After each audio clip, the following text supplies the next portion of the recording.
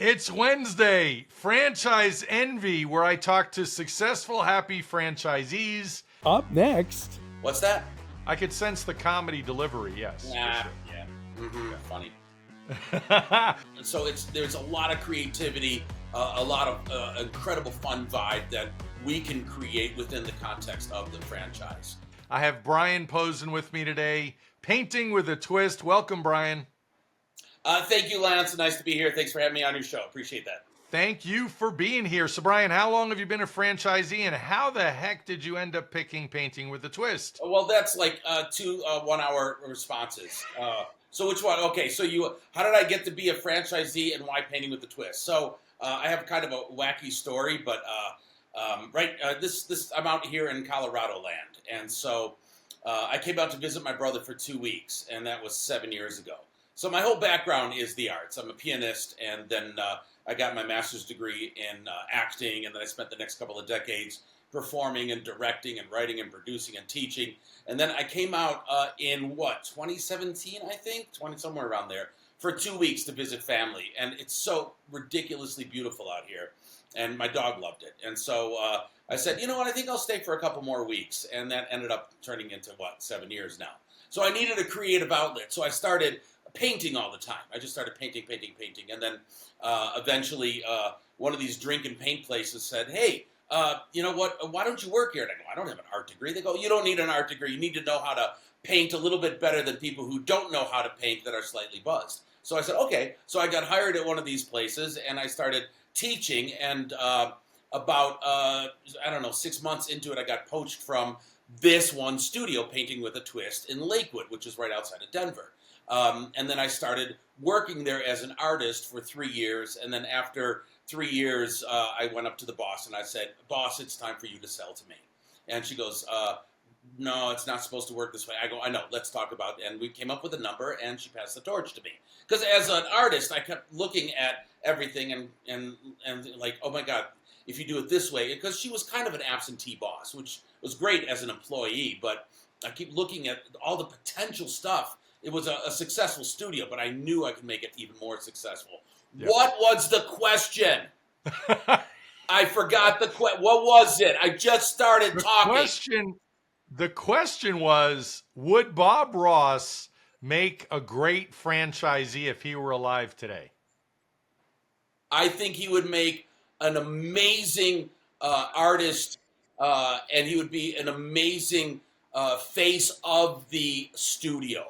Would he make a great friend? I don't think Bob Ross wanted to deal with spreadsheets and insurance and database stuff. And no, he wanted to paint.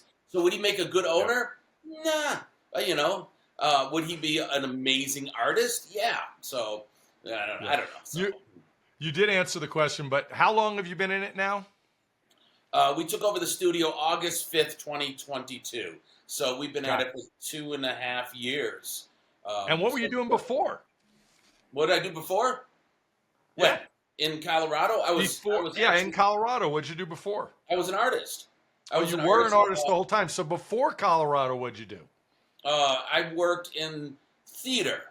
I worked in theater for several decades. I was running a theater complex. I was working, I ran a non-for-profit. I taught college. I taught comedy institutions. I could sense the comedy delivery. Yeah. What's that? I could sense the comedy delivery, yes. Yeah. Funny. So the investment when you bought this location, what was it? How much? How much did you invest? It was hundreds and hundreds of dollars. Not thousands. It was a lot of hundreds. All right. What's the norm on a studio when you get into Painting with a Twist? So if I was just a guy and I went to Painting with a Twist and I said, hey, Painting with a Twist, I want to open up a franchise, it would, to start from a ground up and renting and marketing and getting all the inventory and blah, blah, blah, it cost about $250,000 to start up. But I mean, I walked into a golden goose. This was already up and running. It was running for 7-8 years already. It was pretty successful and just needed a lot more love. Needed someone to roll up their sleeves. So you were focused on this. You were an artist. Did you consider that Painting with a Twist, whether it was a huge franchise or a tiny franchise, was size really a factor in the selection process when you were deciding? Yes and no. I was there. That was my home already. So I've been slinging paint for over 3 years there, and that felt like home, you know. Got And I it. was offered other franchises in other cities, and I go, no, no, no, this is my home. I like this place. Yeah. Um, so, but Painting with a Twist is awesome. They're the ones that started this all. They have so much integrity, so much heart. So they really are a great franchise. It started back in two lovely people that wanted to help the survivors of Hurricane Katrina, and they decided to do something that is fun and lively and bright and colorful. As they were struggling, and they came up with this idea: what if we get a painter to do a quick painting in 2 hours, bring everyone together, and after they brought just ladies, after they brought all these people together, and after the 2 hour event, they turned to each other and said, you know, it needs wine. I agree. Let's open up a business. But it came out of heart. And Yeah. one of the founders still sits in the meetings, and she's just a lovely lady. And so they started it all. They're good. They're really good. They're good for a couple of reasons. It's small enough that there's a lot of freedom, but they keep reinventing and working and creating. They absorbed Pinot's palette, which is one of the competitors that sprung up.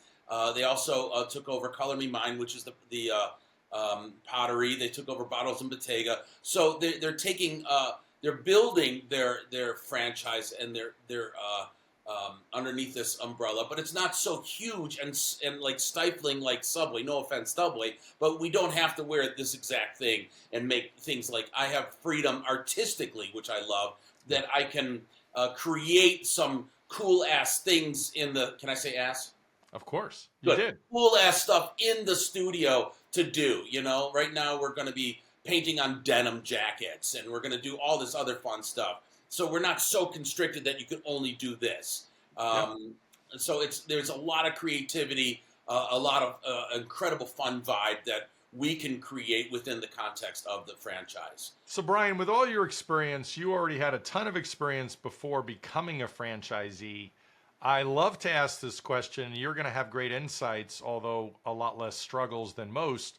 When people launch a franchise like Painting with a Twist, what would be some of the difficulties when you launch? Think with your conversations with other franchisees what their struggles were, because I'm sure it was easy for you. Are you talking about me personally or as a broad stroke? Well, I mean, if you have some personal experiences with some struggles, absolutely. But I also know that you probably know other franchisees and what their struggles might be when they launched. Well, I'm a creative. I've always been an artist. I've always been in the arts. You know, since I was 5, I was playing the piano and in competitions by 9 and 10 and recitals, and then I was a performer and all that stuff. So I come in from an artist perspective. I was a painter first for 4 years before I actually took over the studio. I've always been in business peripherally, but through an artist's eyes. So when I took over, I had to learn a lot. I don't know marketing and advertising and QuickBooks and merchandising and all that stuff. What I do know is how to find good people. And I know it sounds so cliche, but I surround myself with really good people that have a lot more folds in their brain than I do. You know, a lot of smart people. And that's it. You know, and in this franchise, a lot of times you don't have that luxury. You know, a lot of the owners are couples that do everything. You know, it's a smaller franchise. I mean, honestly, the ceiling is probably about 100K, 150K net, I would say. Maybe a little bit more. I mean, our previous owners squeaked every penny. I mean, from pencils to sponges, you know. Yeah. But we spend money to make money, so that's the difference. So I have surrounded myself with incredible people Can I dive into a spreadsheet? Yes. Can I look at QuickBooks and understand it? Of course. Do I want to? No. So I get the guy who's really smart and to do that, Yeah. so that I can focus on the performance aspect, the vibe, who's the face, once the aesthetics and all that stuff, which is where I thrive, forcing a square peg in a round hole. That being said, being a fellow owner and really tight with the fellow owners, and that's one thing that's really cool, Painting with a Twist. There's not a competitiveness in it. It's how there is a group mindset, a collaboration. There's so much. How do we help each other in it? So that is so wonderful. Good. Consistency. I mean, you know what? Honestly, listen to corporate. They know what they're doing. They are spending the money. They have the great people on top. If you just follow what they do, what they say, we recommend this, then you're golden. The people who fight against that, that's a big problem. Of course, we have to know our demographic. We have to know that we're a mountain town, and we're not going to have the sea landscape sell very well. We're going to have the mountains sell, so we know our demographic, right? But that said, trust your franchise, or at least if you can, surround yourself with good people. Don't spend energy bitching about the stuff that's going wrong. Just figure it out and try to find. We had one time that our emails were going to everyone's spam, and all of a sudden we're porn. I don't know how that happened, and that was about what did we get? Maybe about 10% of our sales through that. So we don't have those email blasts. So my big brain partner, she goes, okay, let's swamp social media. Let's do this. Let's do it. Because we couldn't, our constant contact, whatever that is, wasn't producing. So we had to find another way. So instead of complaining about it, solve the problem. But that's in everything, Yeah. So, yeah. So you answered another big question already. What's typically the biggest mistake that franchisees make? Obviously not following the system. New franchisees, trust the people who've been doing it for a long time, and talk to each other. Find your people that you trust, that speak the same language, and find a mentor studio or franchise, and trust your big people. Find your people, yeah. And do something. Just do something, and then you can fix it along the way. But do, you know what I'm saying? Stay creative, and I don't know. You gotta stay. Instead of doing the norm, you also have to okay, this is the norm. Now, how do we push through it and break through it? I just said when it comes, things.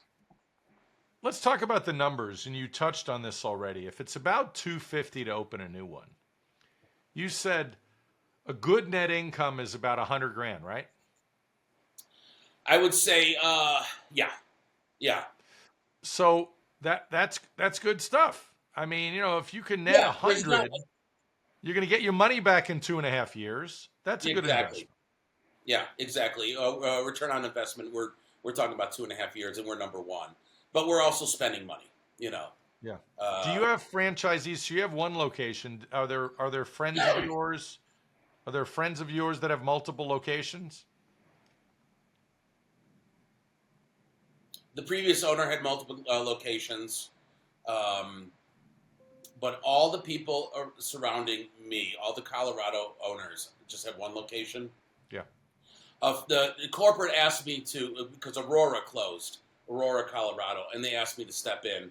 And then also Colorado Springs closed a studio, and they asked me to step in. And we talked about possibly opening in Longmont. And we dove into the numbers, and we looked at it seriously. Excuse me, I'm fighting off a cough. The previous owner had 5 studios at one time. She got in at the ground level. And I asked her about it, and she says, when it was good, it was good. This is, I think, the drink and paint play. The novelty is over, and now it's consistent. The novelty is over, and we're keep adding and reinventing ourselves. Back when it started, it was packed houses all the time. Now we can get healthy houses, but you have to hustle. And she said, when it's good, it's good. We looked at these other possibilities, and I go, you know what? We're not done nurturing this baby. And if I start trying to bring this baby to life, the potential in the long run is great, but I'm going to take energy away from this kid and start focusing on this guy, and then I'm not utilizing, I'm not reaching my potential with Mike. And I didn't want that. I'm at the part of my life that I go, you know what? I don't need the headaches. I'm happy at my one studio. This is not smart business. You know, could I have opened up 2 other studios? I know the formula now, and I know how to make it successful. But do I really want to work 7 days a week again? You know? And I kind of like waking up when I wake up, and I kind of like walking my dog for an hour in the morning. Yeah. And I kind of like having my coffee and starting my day later. And I kind of like having days off. I never had that. So, and it's hard for me not to work all the time. I'm a worker, you know? Yeah. So, but sounds like you have a great lifestyle business. Yeah. Oh, no question. Because I'm also in the trenches.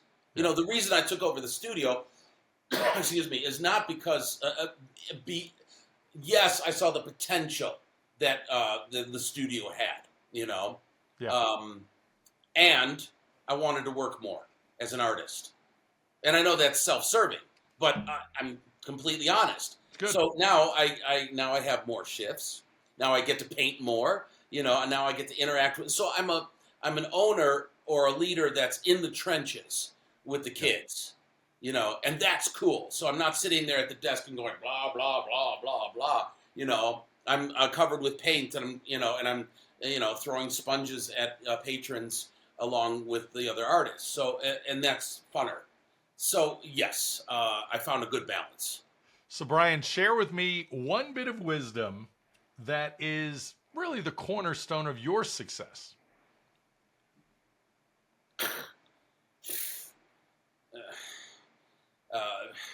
It sounds so cheesy, Lance. But you know what? Follow your bliss. I know it sounds so freaking cheesy. But, you know, my grandpa used to say, if you love what you do, you don't work a day in your life. You know? And I always follow my heart. I always do what I love to do, and I have an incredibly strong work ethic.